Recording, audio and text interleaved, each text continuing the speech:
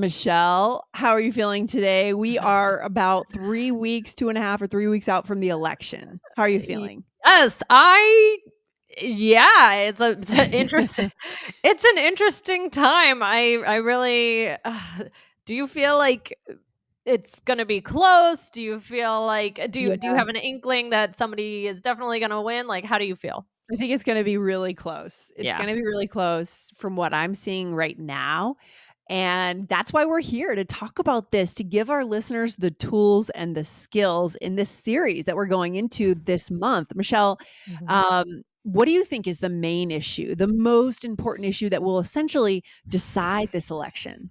Mm.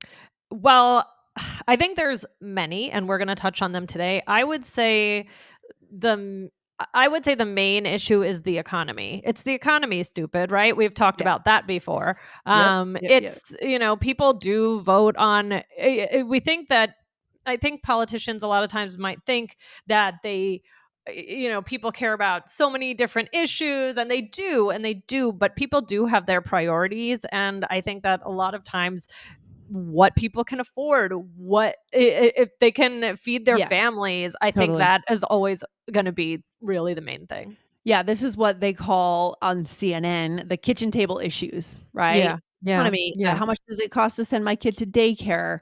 Buy yeah, a batch of eggs, yeah, what was my wage last year? Is it paying for my rent? That sort of thing is I agree with you, Michelle.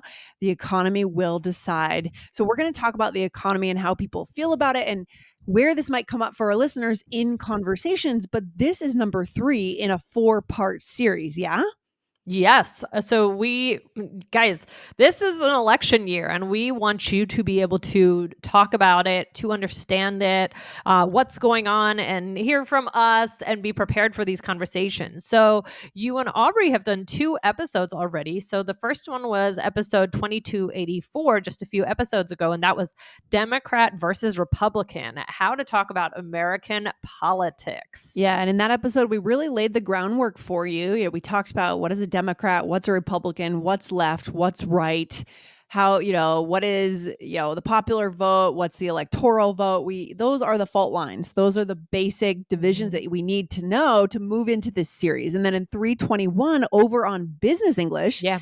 we talked about should you discuss politics at work, right? So that was called Who Yes. Are You Voting For? Yes. Questions to avoid at work. So go into that Yes. because our answer was actually pretty nuanced. It wasn't don't talk about it because that would be no episode. There would be no episode. Yeah. All right, and goodbye. Yeah. It was actually Um, pretty interesting the way we showed you how you can actually bring up the topic allowing a lot of white space, allowing a yeah. lot of pivoting away from it, and being very Mhm. broad and kind of It's like a theoretical. dance, like, Yeah, it's a dance. trying to what's okay? Okay, this feels right, this feels too much, who am I Ex talking to? Lots there. Yes. So listen to that episode again. That was Business English episode 321. Yes, exactly. And the next episode in this series after today's episode will be right here on All Ears English, guys. So hit the follow button now. These are skills you're going to need in the next 2 weeks to have those conversations. You may be invited to an election watch party. Those are pretty common. You may Mhm. be maybe working at a polling place. Who knows? Maybe you're helping. And you'll need to have these conversations. Okay. This is how Mhm. we connect over the next few weeks. So, Yeah. Michelle, shall we get into it? All right. Yeah. So guys, as we said, we're going to be talking about some of the main hot button issues, right? Those are really the key issues that people are going to be considering when they are deciding whether to vote for Kamala Harris or Donald Trump. Yeah. Okay. So these issues are extremely complex. So we're really gonna dive into a couple of them, and we're gonna touch on some of them. We've touched on them a little bit in that first episode, so remember to go listen to that. But we're gonna give you the main idea, so you have this understanding when you hear about them on the news or conversations or wherever you may be may Yeah. be hearing The about it, because it's everywhere now. Yeah, these are the big divisive issues where people lock horns. We defined the term lock horns on All Ears English last week Oh, with Aubrey. wow. Yeah, we lock horns, we dig in, it becomes a personality cult. Our perspective on these issues, except for maybe the economy. Although I think the way we interpret the economy has also become kind of a personality cult in a way, right? Like Yeah. two sides. Yes. Oh, it's Um, very much, it feels like a football game. It feels yes, like yes, everybody's on their team and yeah, really yeah. can't see to the other side at all. It's crazy. Things have gotten pretty intense. So the first big issue, Michelle, is reproductive rights. Okay. And we Mhm. did hint at this in the first episode in this series, Aubrey and I did, but today we're going to go a little bit deeper. Michelle, what can we tell our listeners about reproductive rights? Okay, so, well, this deals with the basic idea of being pro-life versus pro-choice. So, pro-life is generally the Republican view, which means that you either don't believe that a woman should have the right to have an abortion at all, or very little rights. Mm-hmm. And pro-choice is more the Democrat, the liberal point of view, with Yeah. the right to choose, that a woman, the choice is between a woman and her doctor rather than the government telling a woman what to do. Yeah. So, Lindsay, what happened in the past Yeah. few years that was pretty traumatic? A big ruling by the Supreme Mm-hmm. Court. Yeah, I mean, the most important, we have to start with what happened originally. So, Yeah. January 22nd, 1973 is when Roe v. Wade was passed, and that put national protections Mhm. for abortion. For then the states were not able to make it illegal. Essentially, is what it was. Is the government allowed abortion across the entire country? That made it Mhm. a national law. Right. It Okay, was and a then constitutional a right, right? constitutional right. And it's interesting talking about a constitutional right because the Second Amendment is also a constitutional right, which people are so sure we can't change. So, Right. anyways, side point. We're gonna try in these episodes not to be too I know. biased, but we're trying to lay the groundwork and show you guys what the big issues are. So, what happened more recently, Michelle? I'll put that over to you. So, we had Roe v. Wade was passed in 73. So, we had many years of national abortion right for Mhm. everyone in the US. And then what happened just in 2022? Right. Well, so it was overturned by the Supreme Court. That was one of the big things that Donald Trump originally ran on, that he was going to try and get Supreme Court members who perhaps would be voting in favor of overturning Roe v. Wade. And Yeah. so there was a big controversy about that. Now, basically, the states decide. Mhm. And that can be, when Donald Trump talks about it, he talks about, saying, oh, that's a good thing, right? We just put it to the states. So that's his opinion. But on the other end, there are women who live in certain states, who may need those services, who want to choose, and they can't. And Yeah, it can yeah. put them in a lot of danger, Yeah. actually. Right. So what's happening as a result is that the wait to get an abortion in states where it is still legal, like my state, Colorado, is becoming longer for everyone. People are having to travel across state borders. I think when he said that in the debate, it's really a call out to true Republicans Yeah. who do believe in kind of this federalist idea of states' rights. I think that was truly an effort to get very like older school Yeah. Republicans on his side. Yeah, so that is a hot issue, and I don't know. We'll see what happens in the next few years around this, but especially when it happened, it was just a white hot issue, and it still is. I find it hard to think anyone is going to vote only on this. There will be people that will, but I still kind of feel the economy for most people is going to take precedent in who they Mhm. vote for Mhm. personally. Yeah.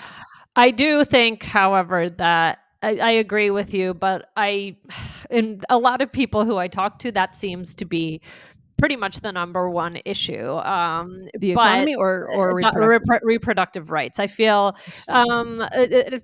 some people. I've also heard the other viewpoint as saying, oh, people think, oh, well, if you're a woman, you have to vote Democrat because of your reproductive rights. But I have also heard people say that, oh, that's kind of offensive. Like, why should you think that a woman should vote a certain way? Right. Yeah. And so it's just interesting. And guys, we're talking about, like we said, we're trying not to show certain bias today. So we are going to talk about a couple opinions from each of the sides, and Yeah, that's for sure. okay.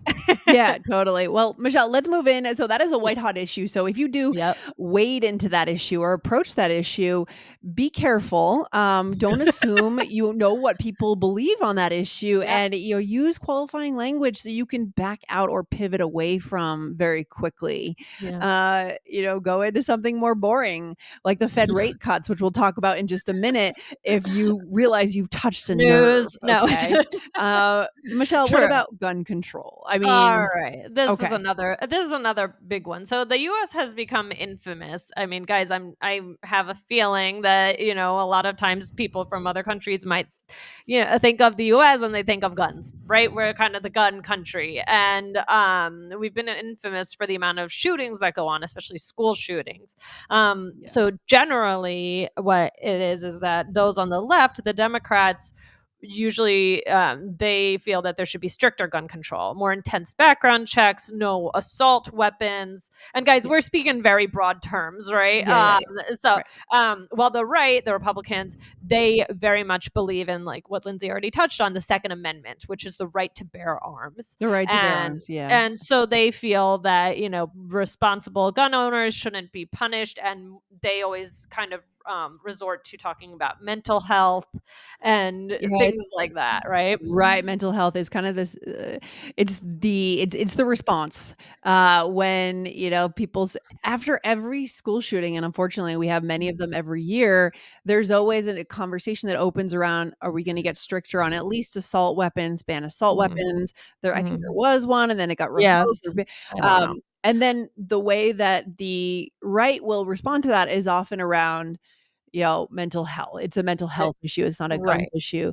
and Um they say guns don't kill people, people kill people, right? Right, Isn't right. that It's really interesting because, I live here in Colorado and, my partner grew up at the next school over from Columbine, Oh, and wow. Columbine was their 9/11 in a way.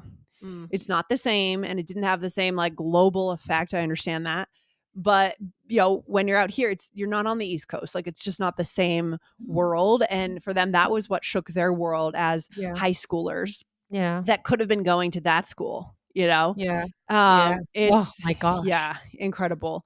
And so, I don't know. This is another one where I have a hard time thinking people would just vote on this issue, but it's so incredibly important. We never owned guns growing up in the house. That was unthinkable for me, but I know a lot of people who did have guns growing up in their house, and that was normal for them, and we're Yeah, not talking about assault weapons necessarily, maybe right, handguns in the house for right. self-protection, but to me to even think about that, that's unthinkable. I don't know. Right. Right.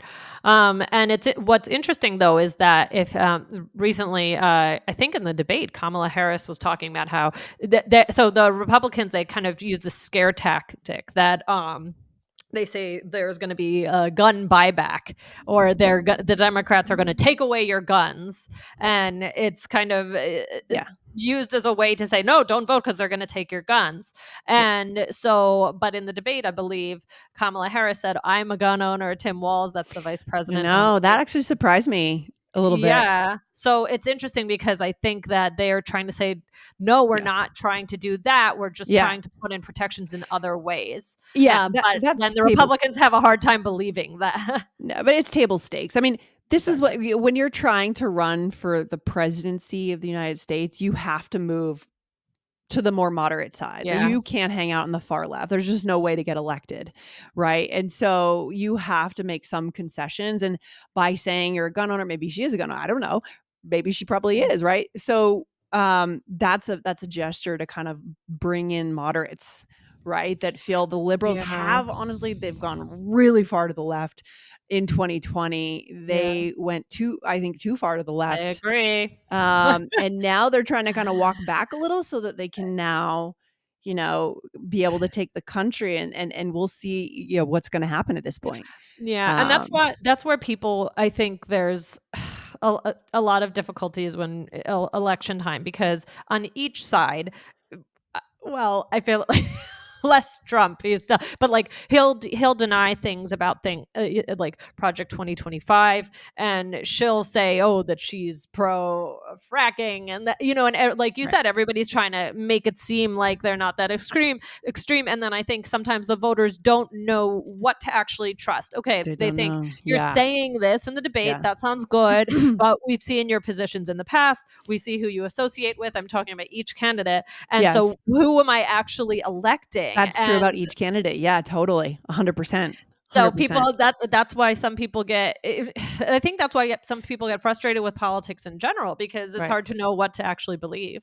Right. I mean, and as you were saying that, I was thinking about the left, but it applies on the right too. There's a document floating around out there called Project 2025, which is supposed to be a very like a document outlining the Republican Yeah, plans to bring things back 100 years. I haven't read it. I don't know, but I that's the way haven't the read it Democrats are kind of either. framing it. And so Right, who you associate with, who's okay, you're going to be elected, but then who is going to be writing the law? Like who's going to be right, pushing the agenda and what is the right. agenda actually going to look like, right? Right. So Trump So, says that, oh, he doesn't know it. He's never, but then all the people he associates with, and yeah. then on Kamala's side, she's changed some opinions, or she's as they say, one of the keywords is always flip flop, right? Yes, They right, that's a and keyword. everybody does that, and you never know, are they doing it just to gain votes, or is this what they really think? And that becomes the Right. tricky part. Yeah, she's Mhm. way moderated her positions, or we think so, because so far from what we've seen, now we're recording this about a month ahead, but we Mhm. haven't seen a ton of details on how the programs are going to get enacted. I think people are waiting for those details. They still want more details of how are we going to get this done, the different ideas that she has. But Michelle, I think we should go into the Okay, major issue, which is the let's do it. economy. This is the one that's going to Okay, decide the all right, election. Let's let's take do a it. quick break and we'll come Okay. back and get to it. Whew, warm up for it. Yeah. Okay, here we go. Quick break. All right, Michelle, let's get into the economy Okay. because this is the one that's going to decide the election. I honestly, if something big happens in the week or two before the election in terms of the economy, that could decide it. That's the thing is, there's always something that that comes out. What do they call it? The October October surprise, or surprise. Yeah. there's always something that could happen that could just, things are looking one way and then everything changes. So Yep. it's Mhm. crazy. And Yeah.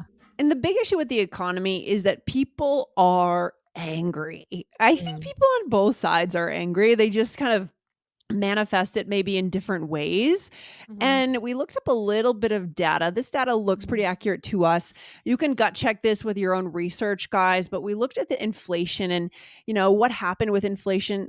Inflation's been a global issue. So everyone listening Mhm. to this is Mhm. probably also Mhm. experiencing inflation in their own countries. This is not just the US. We know that. But we Mhm. saw rates of inflation spike up to, we believe, around 7% in 2021, Mm. hovering around 6-7% in 2022, down to 3.4 in 2023. It's still coming down. The Fed target rate, I believe, is around 2%, I want to Mhm. say. And so we did do some stimulus bills. I know Trump did some stimulus bills because they were trying to, I think they may have overcorrected a little Yeah. bit from what happened in 2008. Yeah. Because what Ah, happened in yeah. 2008, Michelle, I The mean, the big problem with it. yeah, Well, that's when I was graduating around then. So, right. So yeah, exactly. So global recession, but what actually right, right, happened is that we undercorrected. We didn't right. do, I think some people say we didn't do enough stimulus. Yeah, And so it was a very slow recovery. I right, mean, we were still recovering in like 2013, 14, right. right? And they didn't want that to happen. So what happened this time, Trump did two stimuli bills, I believe. And then Joe Biden, when he came into office, he did another one. And I Mhm. think that some people think that that might have been part of what stimulated inflation, but there's also global supply chain issues. I mean, Michelle, what do you think here? Yeah, I think also then they talk about COVID and what was happening and the money that was given out. Right, the That's stimulus, yeah. Yeah. yeah, right, exactly. Mhm. What you were talking. So yeah, that wasn't the right thing to do, and yeah, so I agree. That's like some of the major things that are going on. But I mean, I have a question for you. Do you sometimes it's hard to know what to believe sometimes, and Yeah, sure. people have to think with their own pocketbook, and sometimes Trump will say, oh, the economy is terrible, and Biden will say, oh, the economy is good, and it's people like they'll point to certain statistics, but Yeah. then people say, okay, but it's not necessarily, yeah, whatever may be true, it's possible certain like one side or the other is correct. Yeah. However, like it's what people feel, Mhm. and Oh, that for sure. actually makes the difference. So like Yeah. whether or not prices are higher or lower and the actual stats say, there is always this sense of what is somebody experiencing daily, and Yes. you can't always Yes. point to, well, here's the graph. Even so, I mean, we can, of course, and that's what we should do. Those are the facts. Yeah. But there's also just this sense of people don't necessarily vote on that. They vote on what they see in their daily lives. Yeah, this is the crux of the problem. There's a real divide now Yeah. between how the economy actually is. In many ways, it's strong, Yeah. but it's strong for certain people in the society. The stock market's pretty strong for the most Mhm. part. It's been on a tear since 2019. Mhm. And if you have money in the stock market, but a lot of people don't necessarily have money in the stock market. So it's really Mhm. good for some people. And other Mhm. people in society are feeling that it's awful. It's the worst it's ever been. And that's the crux. You're looking at the same stats, the same numbers, but people are Right. experiencing different aspects There's a of the different story, economy. yes. There's more Yes. behind just the numbers and the chart, right? There's a Yeah, whole exactly. story of what's going Mhm. on, and that's where the divide is, and, I remember in the debate, I think Trump was saying the economy was great, under him, and then it was terrible, and then Kamala Harris would say something like, "Well, we had to clean up your mess," and it's always like, "Oh, Yeah. what were we left, with, and what are we cleaning up, and what are we doing?" It's just like, Mhm. it's a Yeah. lot. It's Especially wild. with the economy, I do feel that that is one of the more complex issues in terms of just understanding it. And because Mhm. like we said, you can look at, okay, what is the inflation rate, but it's just one of these, I Yeah. don't know. To me it's one of the more complex things that the people aren't as interested in the actual numbers. Right. And I mean, the truth is the president of the United States doesn't, I mean, they do have control, but they don't have a Yeah. ton of control over it's kind of misleading to say they don't have control over the economy. They don't have control over the Fed, and it should be that way because it's an independent Fed that sets the interest rate, which essentially that is who decides, is there going to be a higher interest rate? Therefore, could we move into a recession, or do we want to get close to a recession but not go into one? Now, the Fed is projected to potentially lower interest rates this week, which would Right. signal they think we're going for that soft landing. We'll see how soft it is. So the president doesn't have control over everything, and he or she shouldn't. I think. No, oh, I mean, that'd be insane. I don't think so. Uh, I yes, exactly. So I think there's always conflicting information, and yeah, we're just gonna have to see how Yeah. it plays out, and Yeah. it's just So I think yeah, the economy is going to be a big one. We don't really have a ton of time, Michelle, to go into immigration, but it's yeah, another hot button issue. Maybe if you guys enjoyed this series, we can do a bonus episode on immigration. It's too complex to go into it now to give it the space it deserves. Michelle, should we do a quick little role play so our listeners could right. see themselves opening a conversation on these issues? Right, and just before we do the role play, I just wanna list out, like, a couple of the other issues that will probably make a difference in the election. So, immigration, Yeah. but then I was also thinking foreign affairs is big, Yeah. healthcare, and then the Hmm. environment. So, just if you're Yes. thinking about, like, okay, what are some of the main issues? I would say that's am I leaving any of the big ones No. out, would you say? No, I'm glad you included healthcare. Healthcare is definitely one of those kitchen table issues, like I said before. Yeah, and the environment's a big one too. Those are the biggies. I mean, the war in Ukraine also a biggie. Mhm, But I think those are broadly the big issues that we're going to be discussing with mhm. people in our communities. Yeah. Definitely. Yes. Absolutely. All right. So now let's do our role play. So, whew, there's a lot. We could keep talking and talking. Here we go. We are friends in this role play talking about the election. All right, here we go. I just think the economy is going to be the biggest deciding factor in this election. Groceries have never been more expensive.